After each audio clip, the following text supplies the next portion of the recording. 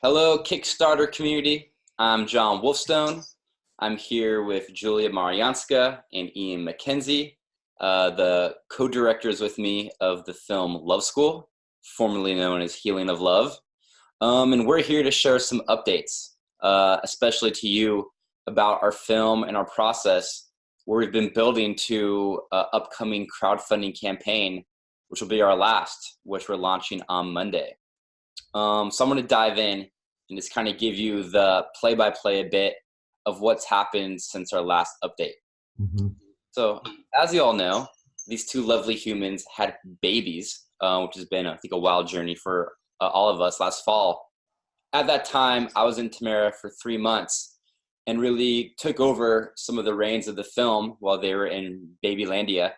And out of that, as you all know, we came up with a new title for the film, Love School, and really a new frame of really understanding that probably the most profound line of Tamara's work is the understanding of love being a core research topic of our time, and not just the fact that Tamara has a love school, which we've been at now and filmed at 4 times, but that their entire culture is framed as a love school.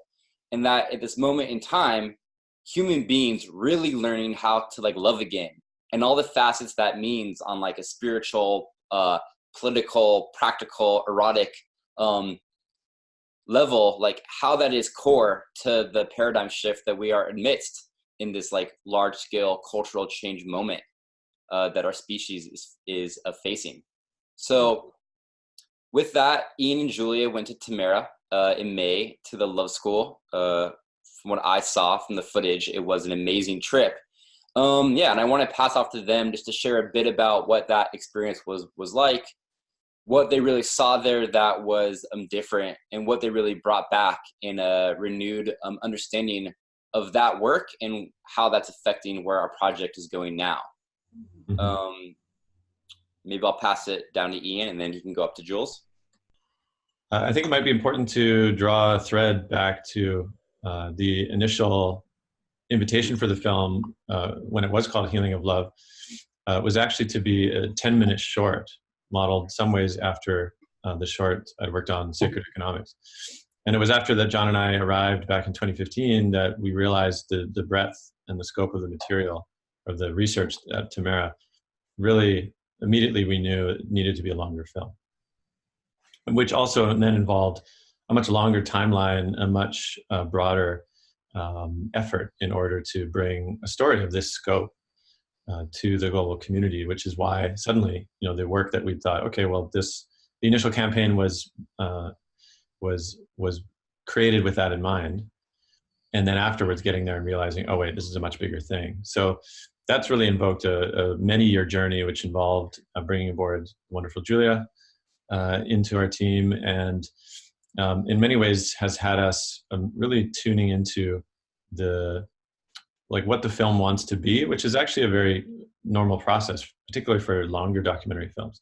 That often it's a many-year process of exploring the material and subjects before realizing what is the tone of the film, or the flavor, or the spirit, the soul of the film that wants to be made.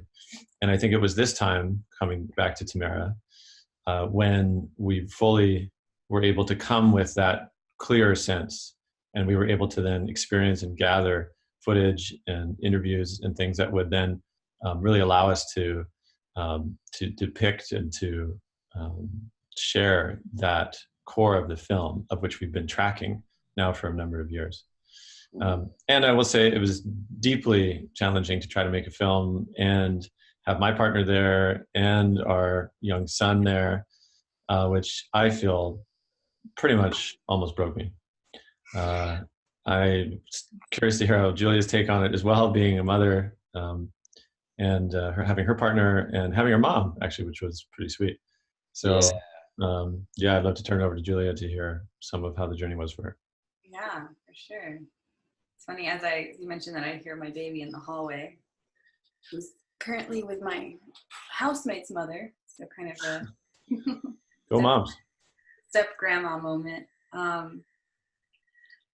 Yeah, thanks. It was a very different experience to come to Tamara this time for the third time, having gone through this initiatory portal of motherhood and come kind of with my clan, my mother, my partner, and my daughter. And to notice how different I felt in my own experience there.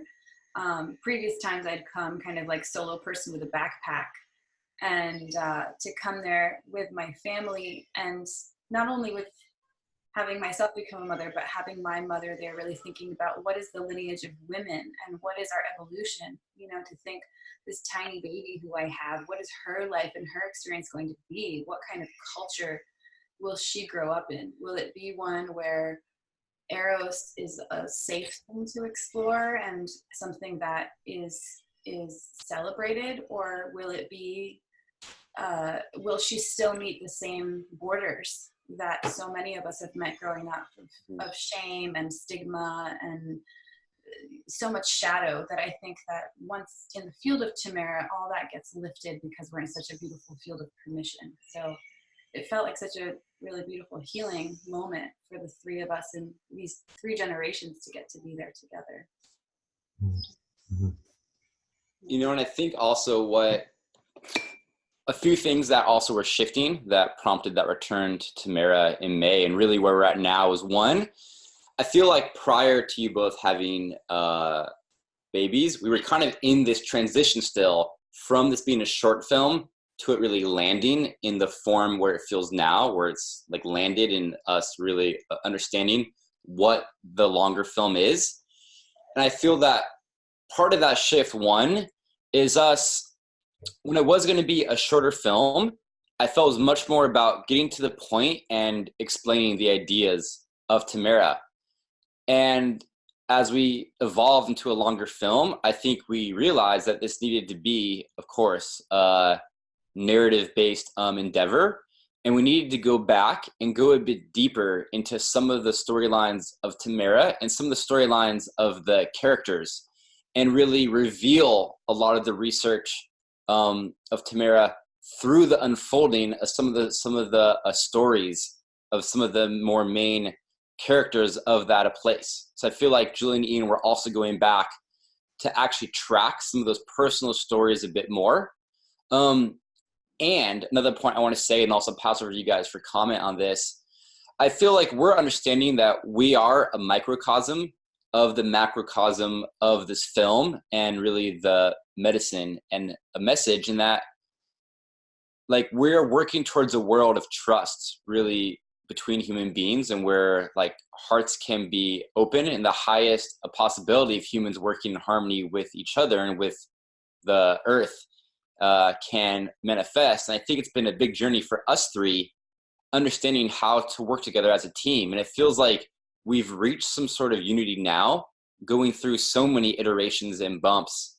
And that just, I just want to say that that's been a journey, and I feel that's been core to it, you know, and I curious your guys' thoughts on either of those points of shifting to more of a narrative-based film and that journey of us finding the story, and just what it is to be a team that has to really live the values that we're trying to communicate, and just the challenge and beauty of that. I feel I could say first about the idea of story. And I think early on with the film, there was this idea that we needed to make an argument, or at least like create a structural argument about why some of the models that Tamara was working with were necessary for these times. And therefore, what we gathered in the way that the subjects spoke about it was much from this place of like speaking from the research and the wisdom that has already been distilled. And the challenge with that, particularly around material that is really taboo often in the wider culture, is that, you know, it can trigger a lot in people, and then in a way trigger an argumentative mentality.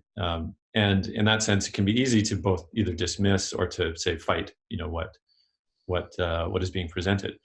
And I think as filmmakers, the medium of film in particular is really powerful when it's used to tell a story, in that the stories of the subjects now and their own journeys with, how it went for them coming to the community, opening up the relationship, but within the context of wider processes that could hold them.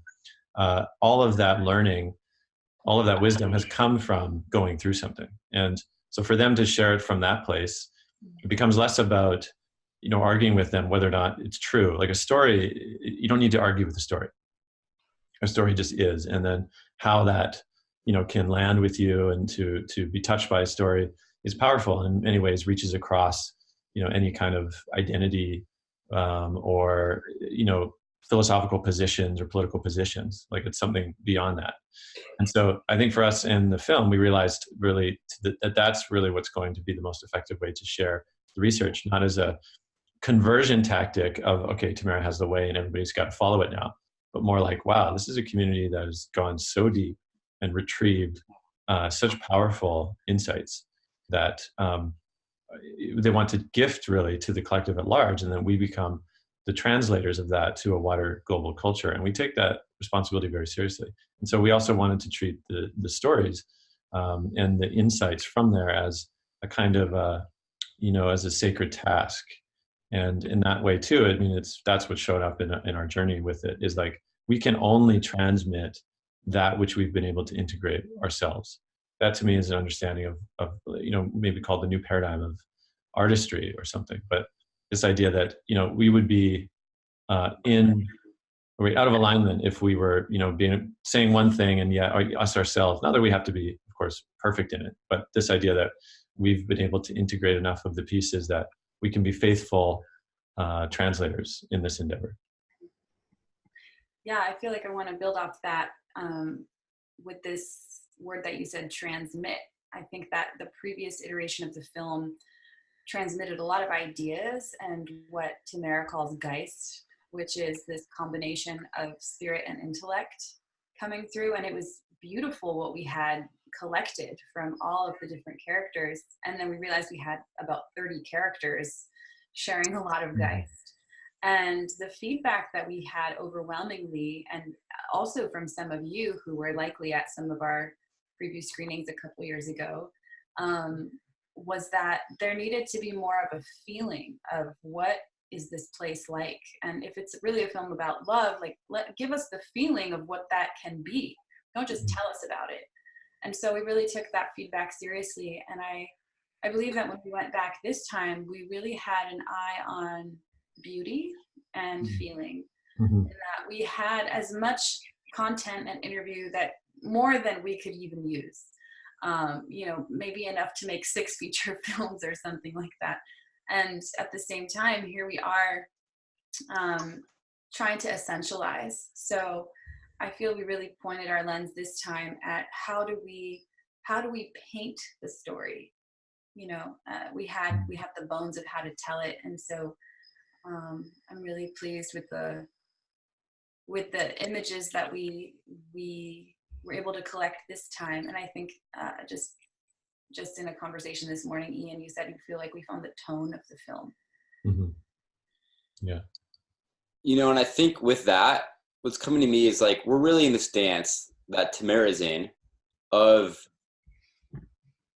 harmonizing, regenerating, reconciling between the masculine and feminine, and this kind of dance between like spirit and matter. And it feels like we were getting more into the retrieval of the joy and the sensuality of like matter, and showing that in our film. And I think we shifted like the frame of what the film is from like just a documentary to being much more of like a mythic ethnography, or what we've called perhaps like a documentary, when it's not traditional documentary like journalism and we're gonna like explore a claim and like yes or no, but more like, can we bring through the narrative and visionary elements of what Tamara is doing in a sensual enough way that it like touches something deeper than just our minds, but really stimulates a whole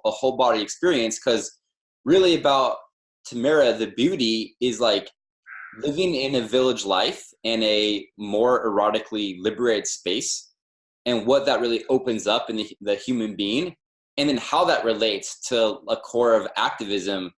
But it really is in that feeling tone. And something that comes to me is just naming another like thread that's been really inspiring for us as a team has been the author Adrienne Marie Brown, who wrote the book Emergent Strategy, and now her new book Pleasure Activism. And just this idea of activism being moved and drawn towards what is attractive and what feels good. And I think us also aligning as filmmakers of like, what's going to be the film that feels good to make and feels good to like then view and be a part of. And I feel like we're doing the work these years of really integrating that. So I feel like we're all moved, I think, at this point. Like there's a sense of eros flowing through us towards what this film is now becoming. And I think with that, giving us a lot of excitement as we're turning towards our final round of crowdfunding, which is really going to give us the energy to put this film out into the world. Mm-hmm. Yeah, echoing that, we were arriving at Tamara. I was knee deep in that book and just feeling real excitement to have been reading someone else's words out in the world that was in a way validating this ethos that we had touched at Tamara, and then realizing this is a movement. This is actually something that's bubbling up in the noosphere and in the emerging culture. And this idea of pleasure being a driving principle of healing. And that when a people have experienced trauma or suppression, that to change that through a fight is in a way perpetuating the trauma and the hurt. And when we can orient toward pleasure and especially allowing for pleasure in bodies that have been oppressed, that is a turnkey moment in the society. And so just wanted to celebrate in that, and on the heels of reading that book, being in this field that was allowing for pleasure to come forth. That's my baby crying. I'm gonna take a little pause while you. Mm-hmm. Thanks. I feel to add on to say, for me, this relationship between visionary art and eros is key, because I think when we look out at the world stage and many people are beginning to understand or have understood that we need to create change or to live into a different future, and yet there's only so many there's many depictions of a dystopian future, of apocalypse, of breakdown, collapse. And in this sense, it's this idea that, well, maybe if we just scare people enough away from what we don't want, we'll have what we want. And I think for so many that there's actually no conception of what an alternate culture may look like. Not to say that everybody has to live in that culture, but to even begin to paint the possibility of what an alternate culture would be, that created very different relations between people, between a place, between non-human beings. Of course, this now touches upon this more of a broader indigenous understanding, which is like remembering relation to place and creating a culture of contact, which is, again, that's the total rabbit hole that I personally am still diving deep into. And I feel is one of the key aspects of what Tamara has brought is how to allow a culture to develop upon like real relationship again. And so when we look to, why does this film matter? And maybe this is what I'd like to ask, for John, Julia as well, is to speak a bit more now to why does this film matter now at this time? Yeah. I could go ahead, or Jules, if you want to. I guess Olivia's breastfeeding, but okay, I'll go, and then you can introduce little Olive babe. It's actually great. I've been really thinking about this a lot. I'm actually excited to write. I think we're all going to write some during our campaign, sharing some essays of our personal lives and some of these ideas more. But I was reading. I've been thinking a lot on the mythic level, which is film is also touching. And we're in this moment where there's like this growth monster that is the global economy or global capitalism that's literally eating the like world. And Gary S. Snyder, I think that probably many of you in our audience know, but he's like a poet and beatnik and Buddhist, incredible male writer from the US. He said that, you know, like mythically, if we could just find the hidden heart of this growth monster and sling our arrows there and like pierce it, perhaps we could actually stop this like madness of infinite growth, which is like one of the core mechanisms by which our world is falling apart. And when I was tapping into that, you know, we've talked about this before, but you know, growth is essentially like creation that is like absent from the death principle. You know, we talk a lot like about cultural regeneration, building a regenerative culture. It's a lot of what our media company, Reculture Media, is about, building a regenerative culture. And regeneration happens from like going through the portal of like life and death into fertility and back to life. And when I was thinking about what is this hidden heart of the growth monster in our culture, and I feel like it has something to do with the erotic, or perhaps the shadow of the suppressed erotic.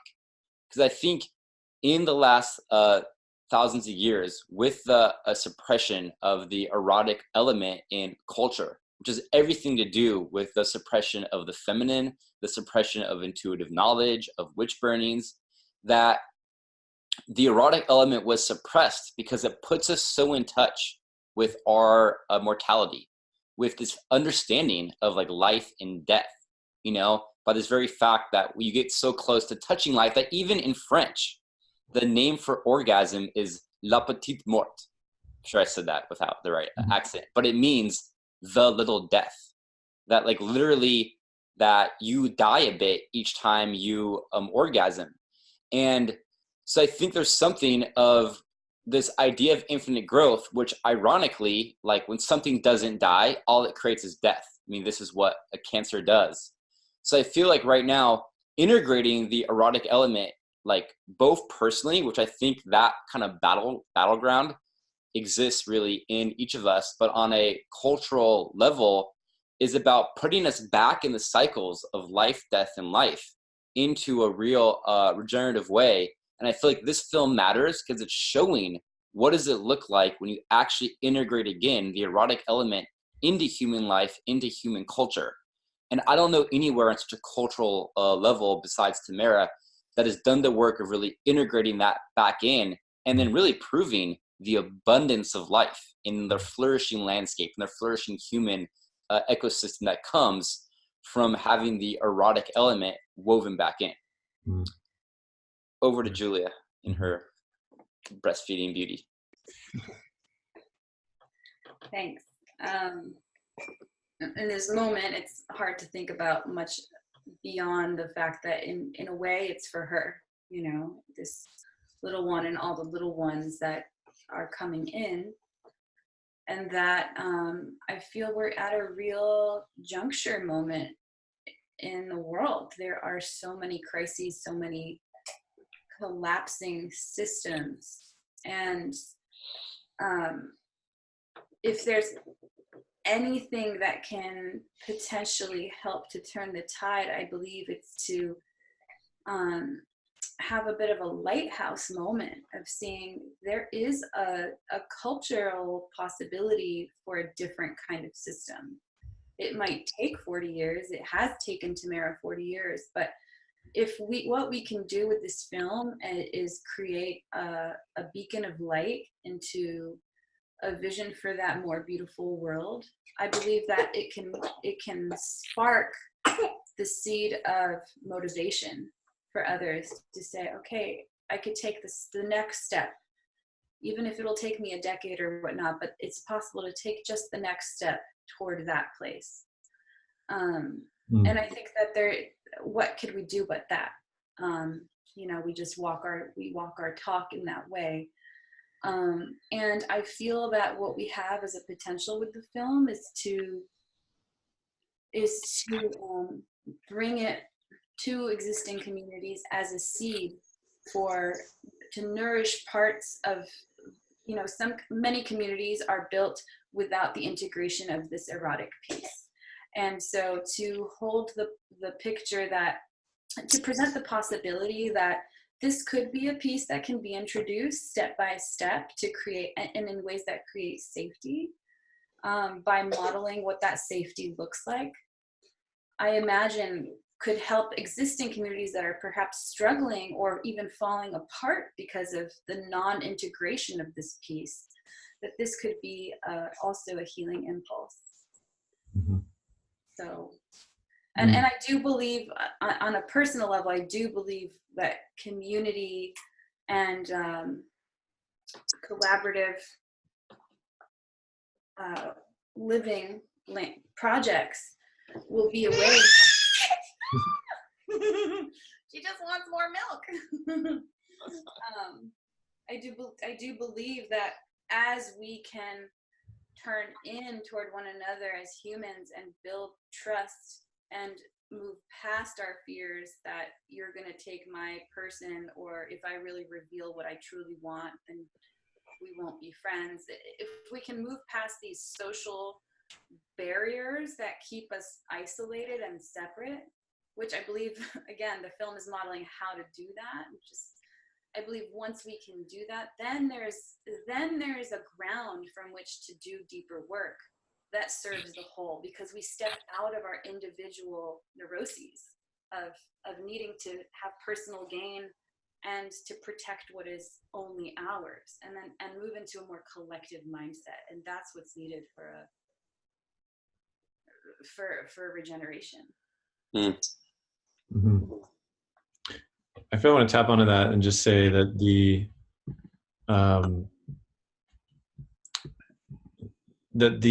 basically linking it to the idea of morphogenetic fields, of which Rupert Sheldrake, I believe, is credited, and Tamara understands a lot, that, as the field is non-local, or this understanding that as we can create a field of trust and peace, that field begins to accelerate around the world. And so even communities that aren't necessarily connected at all with Tamara, but have their own projects, they can begin to draw from the field at large. And this impulse to war, this impulse to fight, begins to become less and less appealing. And so this film is both like a direct pollinator, I think, of this alternate system, and also is attempting to bolster this emerging field around the planet. And I'd love to actually now wrap it, move on to basically appeal to all of you, our wonderful Kickstarter backers from the first campaign, that we will be launching. The plan is to launch this coming Monday, this new campaign. It's $50,000 for this one, which, for a feature documentary, many of which, 1-2 million would be basic for a documentary of this size. We're doing it from far, far less, and really relying upon the global community in which to support it.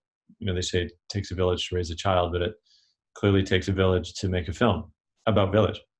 And wanted to anchor this connection with all of you to say, gratitude for your willingness to support on the initial round, and now to appeal to you to get on board and to help support as we launch this campaign into this next and final round. John, what do you have to say? I mean, going on that, thank you all. I'm really excited from this conversation. There's more I want to say, but I'll pause it. You can give more updates in the future. Just that, we are stewards of this film, but speaking now to you, I wouldn't say even our audience, but our teammates, we're trying to do this film in a different way, built, empowered by community, for community, that this is all of our films.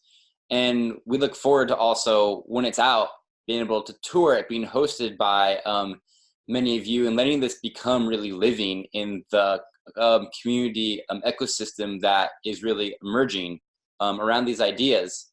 And just with that, we feel this is going to be a really fun endeavor, this campaign. We're going to have lots of different ways to be engaged. And we also would love your feedback, ideas and perks you may have, or things that you want to offer. And that the point of doing a campaign isn't just to raise the money. Like, there's other ways we could go and do that. We're choosing to do it because it actually helps already like realize the goal of us activating a broader conversation and engagement around this cultural shift. So we're just inviting this campaign as that opportunity to really be engaged and take this cultural regeneration further. So we look forward to being engaged and in touch, starting on Monday and being on the ride with you. Mm-hmm. Any last words, Julia? None. Just thank you for tuning in, and stay tuned because we're just getting started. Mm-hmm. Sparkle fingers.